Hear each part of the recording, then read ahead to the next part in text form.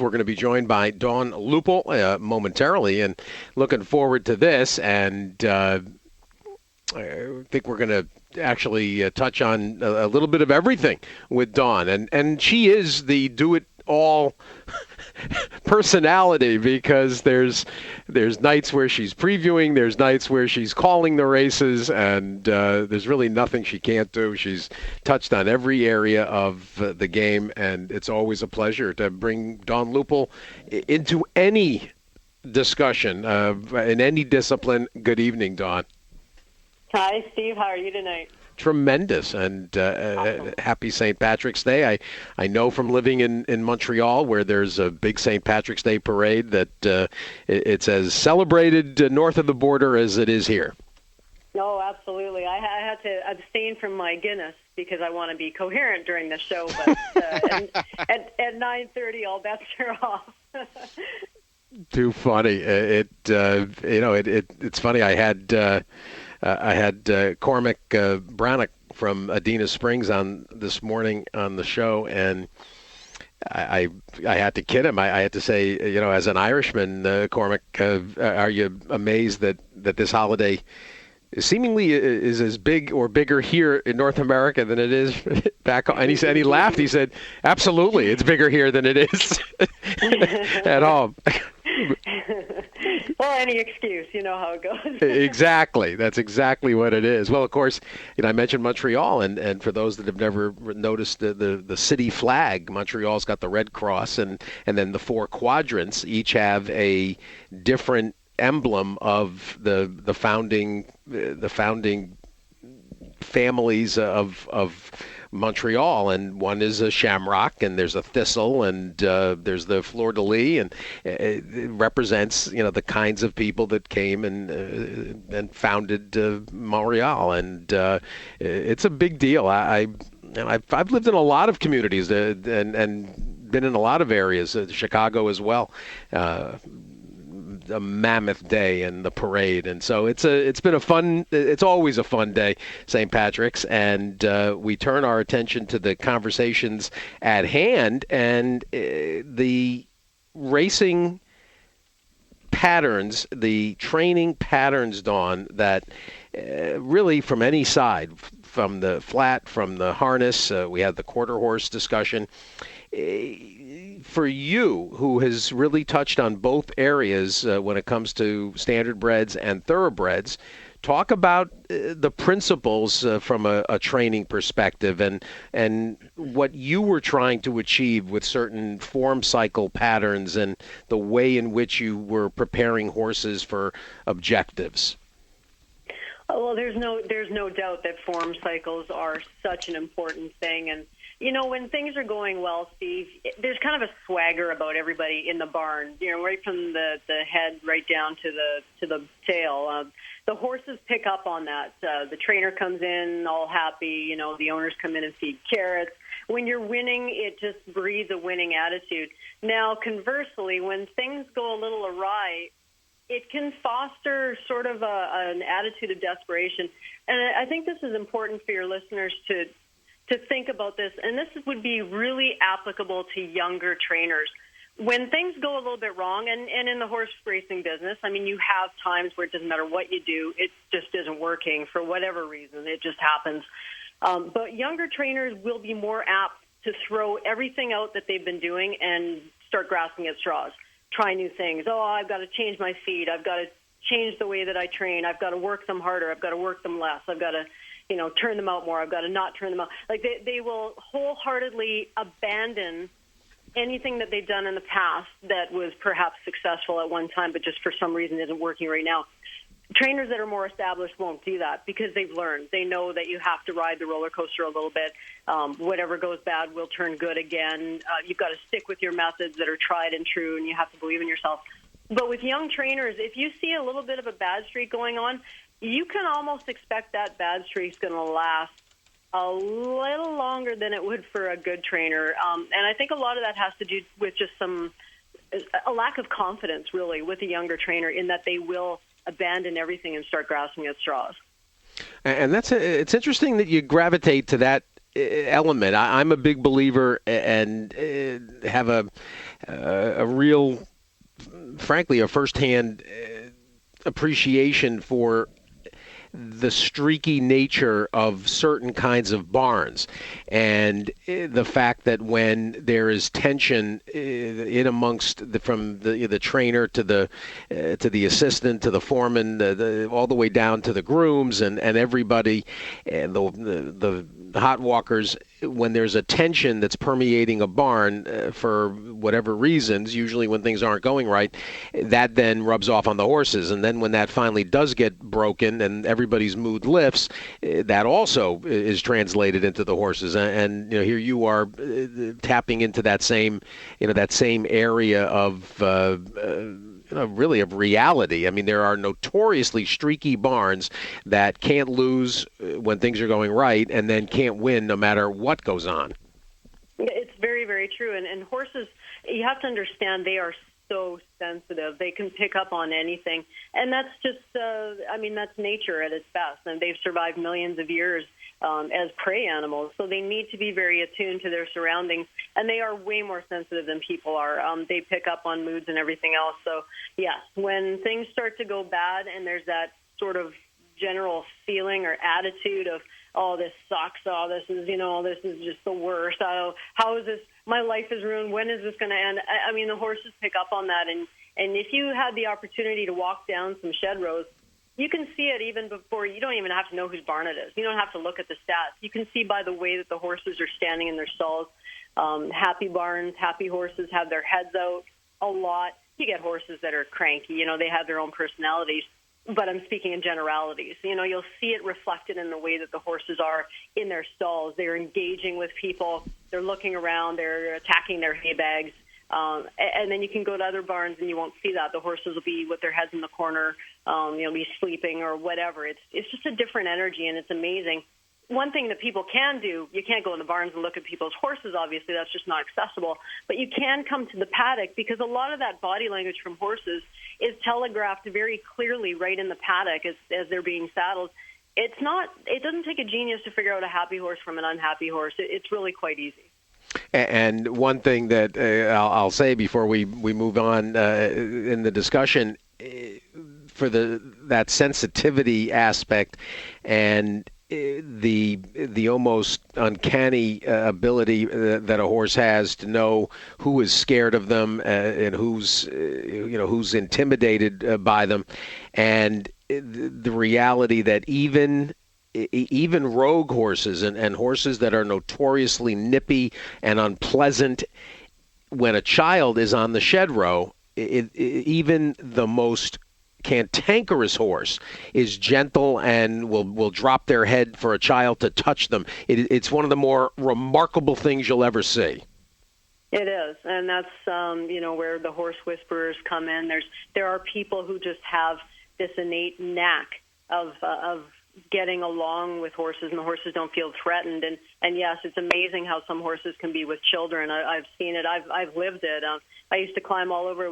My dad got into the racehorses when I was 6 years old, and I used to go in the barn, and they'd be standing in their cross-tied, and I'd just crawl all over them. They weren't broke to saddle. These were standardbred racehorses, I never got hurt by them. I don't know. Horses are just such beautiful, graceful, amazing animals, and we should all feel lucky to be in any way involved with them. Dawn, as part of the experience you've had and have with the flats and with the standardbreds, we know that the standardbred can run virtually weekly if need be. Talk about the nuance, the training differences between the two disciplines.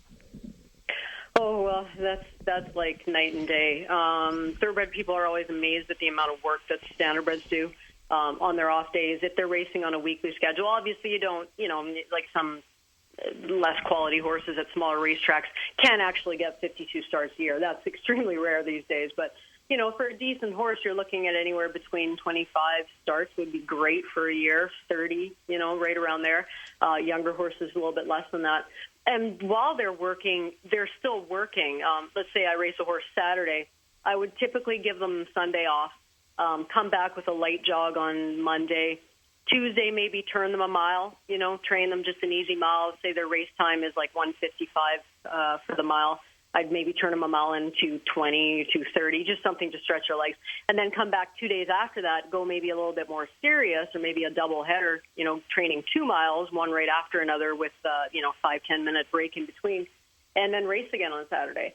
So, and their off days consist of jogging between 4 and 5 miles a day. So, yeah, just the workload in and of itself. But then you're talking about a completely different use of the body, and the stride is different. There's so much more concussive force on thoroughbreds with the way that they land on their front, the forehand, and with the rider on the back and everything, whereas standardbreds, the weight is evenly distributed front and back, so it's a little bit more forgiving of a stride. Thoroughbreds, they wouldn't physically be able to stand the workload that standardbreds do, and they don't have to.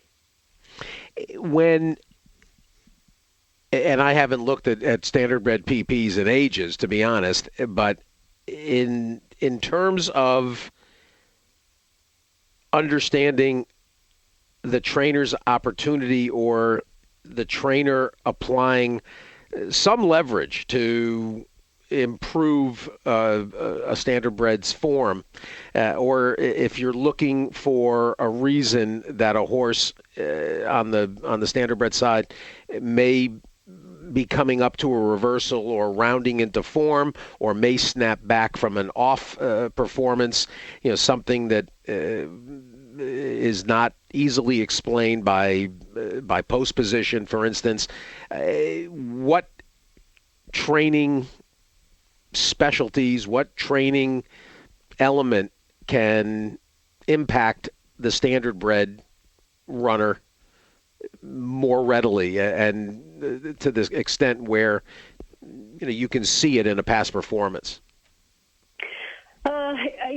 There's a lot of different things that go into it, and it's kind of a big question that you've asked, because there's so many different scenarios that could be taking place.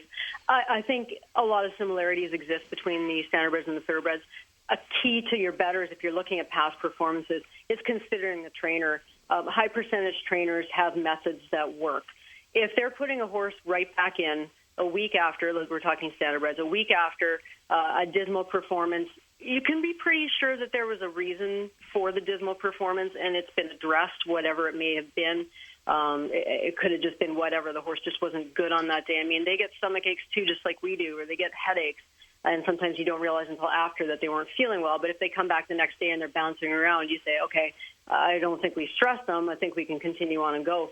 Now, if that same horse misses a week or misses 2 weeks and comes back, now you have to start to ask yourself questions about, do I trust this to be resolved? Again, in the hands of a higher percentage trainer, you can sort of bank on that. Lower percentage trainers, they need to have their horses racing. They don't make money standing in the stall. So sometimes they might be rushed back a little bit too quickly, a little bit before they're ready, and you'll get another really poor performance before they have to go on the shelf for a while. So I think, it is such a big question because there's so many different factors that go into it. And the bottom line is it's the odds that you're willing to accept. When you're betting a horse, when you're playing a horse, do you want to take the chance at even odds that he might be ready and he might not? Or do you want to maybe say at even odds, I'm willing to play against him and say this could be an opportunity to cash on another horse and hope that this horse isn't quite at his best form? Dawn, it's Jeremy here. Thanks for being on with this. I want to talk to you a little bit about something you mentioned there with the low percentage trainers. A low percentage jockey, I think, as horse players, we can be forgiving of and say, look, maybe they're not getting the best mounts, a cold streak, that sort of thing like that. Low percentage trainers seem to be one of the first handicapping factors that somebody will draw an X through, no matter what the horse looks like, and just say, I'm not going to get beat by a 4% or a 7% trainer. Do you have some forgiveness for the lower percentage barns? And if so, what are the reasons why you would be forgiving of that percentage? What mitigating factors do you see that goes into a low percentage outfit that maybe we don't see as just strictly paper handicappers? I guess, Jeremy, there's two different sort of categories of low percentage. There's chronically low percentage. The guys who are lucky to win 5% of their starts a year and do that year after year. And then there's the other category of maybe the person is typically, a 15%, which is great. That's fine. And he or she is just sort of having a little bit of a slump. A lot of things can happen with that. I owned all the horses that I trained. And when I went into a slump, I felt it because there was nobody paying the bills. It was coming from me and me alone. And there are times where your whole barn gets sick. I mean, it happens. And if you continue to race through that, a lot of times horses won't show you outwardly that they're not feeling all that well. But after the race, you realize that something's amiss. So that can factor into it. I think you need to look at more of an overall record of the trainers if they're just having a little bit of a slump. And, of course, the way that trainer stats are dissected these days, there's so much good information out there. You don't have to keep the records yourself. You can see, even with a chronically low trainer, there may be some situations where that trainer excels. Let's say in thoroughbreds, switching from turf to dirt, or just things like that, just big categories like that, where your 5% trainer is now like a 12. And that becomes very interesting. To me, that's a big jump, and that's worth a second look. How does a guy like Tom Albertrani go 0 for 50 at Gulfstream Park? Just from the outside looking in, you just think it's statistically impossible with the stock that he had. And then he turns it around with 3 big wins a week ago Saturday, or was it last Saturday, losing track of time. But can you as a horsewoman put yourself in the shoes of a barn that has quality horses and nothing is going right over, we're talking almost a 2.5 month period, and to go 0 for 50 with stock like that, what kind of reasons may be behind that? Well, again, you speak from the outside looking in, but there's so many things that could be going on there. You think, okay, did he bring the right horses to that track? If you figure, yes, he had good stock, so now is it a problem? Like I said, it is very feasible that you ship into a barn that perhaps had some lingering illness from somebody else who was there before, or there's just something, around in the air. And you get, there's these sicknesses that horses get where they're just not overtly sick.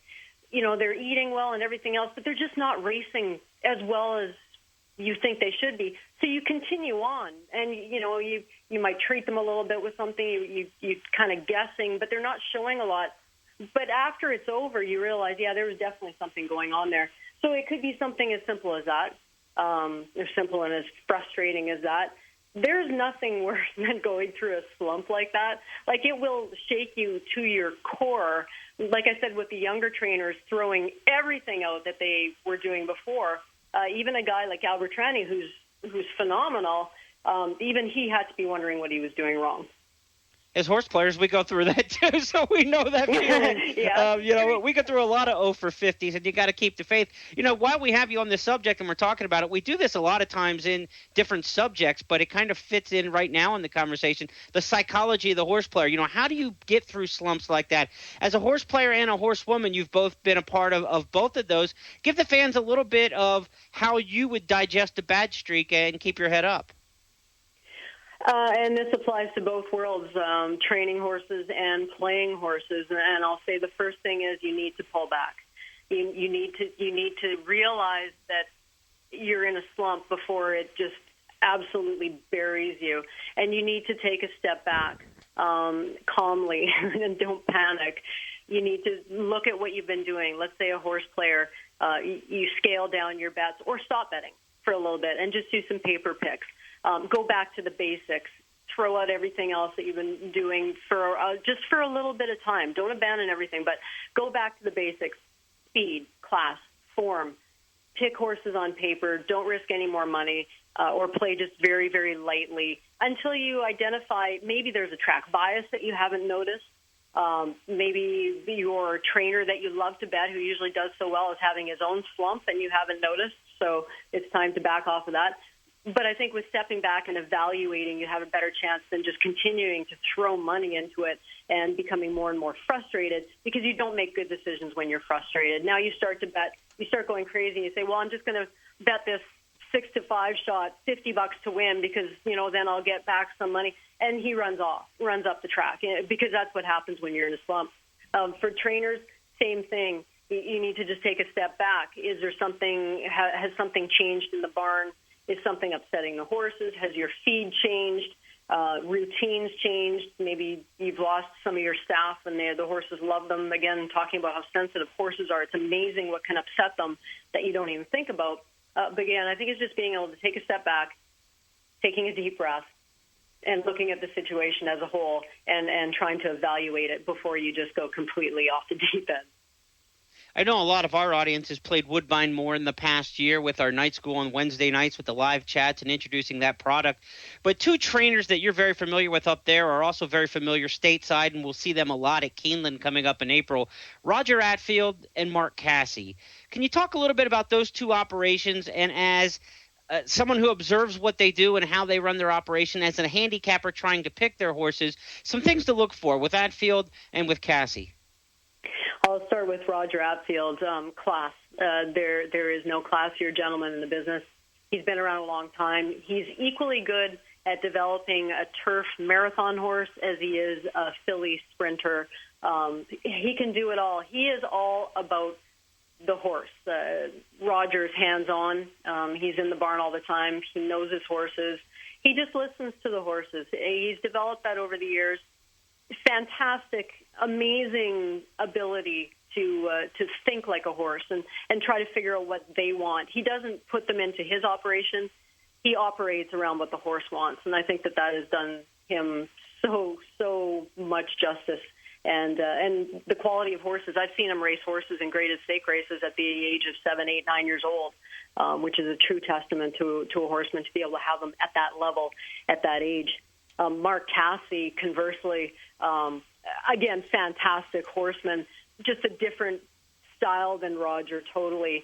Mark is a great manager of his business, puts people in the right position. He's able now to operate satellite stables throughout Canada and the States because he has good people working for him. He's extremely good with people. He's attracted some top-class owners who support him 100%, Conquest Stables. It's almost like blank checkbook for them with him. They trust him completely, and he's earned that trust, and he's done extremely well for them.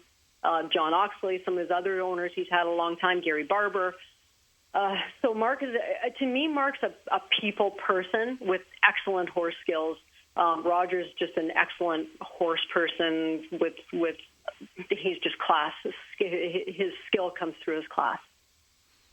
Got to talk to you a little bit about the Queen's Plate. We do a weekly report here, the countdown to the Queen's Plate on the Night School segment, and usually it's towards the end of the show, but since we have you on, I want to get your impressions of a couple horses towards the Queen's Plate. We saw Shaman Gold win a mile 16th maiden special weight at Gulfstream on Saturday. Another one for Brian Lynch, who seems to have quite a run right now, Unbridled Juan, and this Ghost Zapper colt looks like, an Ontario-sired runner, eligible, nominated. Shaman Gold, one to look forward to. And also the Queen's Plate winner book was put out this past week. Who are some of the horses you're looking at right now as we start that road towards July? Well, definitely the Lynch ones you just mentioned, especially Unbridled Juan. Boy, that was an unbelievable score there at Gulfstream. Got a 98 buyer. I mean, phenomenal.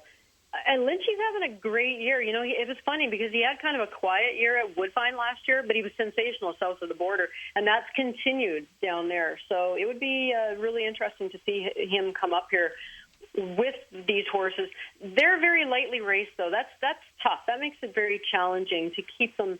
Now he's got to get them to get better and better and peak in July. That's challenging. That's the tough thing about not having these horses raced earlier on. Amise Flatter, trained by Josie Carroll. Josie, of course, she's won the Queen's Plate twice before, so she knows what it takes. Here's Ivan Delos. This is a homebred, and his entire program, he's been doing this for years and years and years, and now he's seeing the results. But he's bred for stamina and quality, and now you're starting to see that realized. Amise Flatter, son of Flatter, he looks like the real deal. That was a pretty solid second to Carpe Diem the other day. I thought he ran a big race. And so depending, I mean, they've got the Kentucky Derby in their sights possibly right now with that one. So who knows? Those are a couple names, though, that I'm certainly keen on, Amise Flatter and Unbridled One.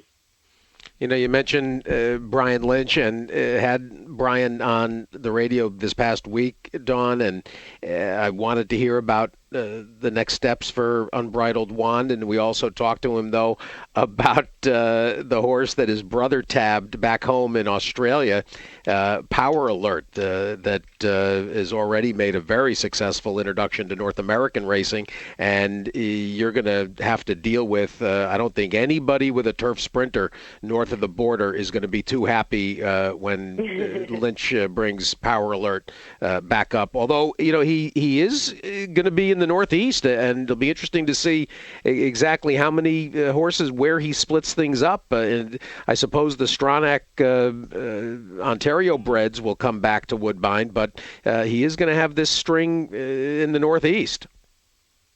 Well, exactly, and like I said, it was strange last year because his success south of the border was just unparalleled, and yet here it was kind of it was okay, but he didn't dominate in Toronto. So I don't know. He may focus more down there. I'm not sure. I hope he brings lots of horses to Woodbine. I love Brian. He's a fantastic guy.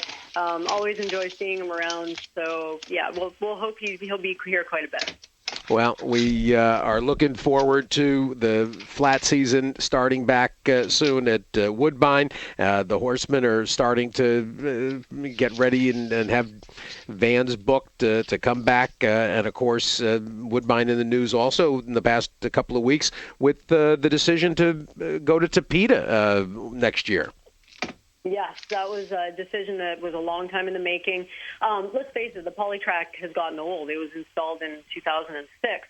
So a decision had to be made. It was either, replace all the polytrack, go to dirt, which was a discussion that was ongoing. But we race in such large climate swings. It's tough here. You go from negative numbers to sweltering heat in the summer, and the horses are racing through that. So the decision to keep synthetic but to switch to Tapeta, it took a lot of thought and a lot of consultation, but I'm intrigued by it. I'm looking forward to it, and I think that it was probably the best decision for the circumstances. Well, certainly one of the best decisions horse players can make is to take in Dawn Lupul's advice and suggestions when it comes to looking at all the cards at Woodbine, whether it's on the standardbred side or the thoroughbred. And Dawn, it is always a pleasure to hear your voice and have you on any of the style broadcasts that we're offering here at Night School and my show in the morning. And I appreciate it so much, and best of luck as the spring fast approaches. It can't get here fast enough. Yes, exactly. We're now counting the days. I've been enjoying myself though because I've been calling the standardbred races for the last 3 weeks. I get another couple of weeks up in the announcer's booth, so that's been a lot of fun. So I'm not being idle. I'm still hard at it. And I want to thank you too, Steve and Jeremy as well. It's always a pleasure to come on your show. You guys do a fantastic job. Dawn Lupul from Woodbine, and her calls getting plenty of appreciation, even when there's no entendre involved. Yes, thank you for that. Dawn Lupul, everybody.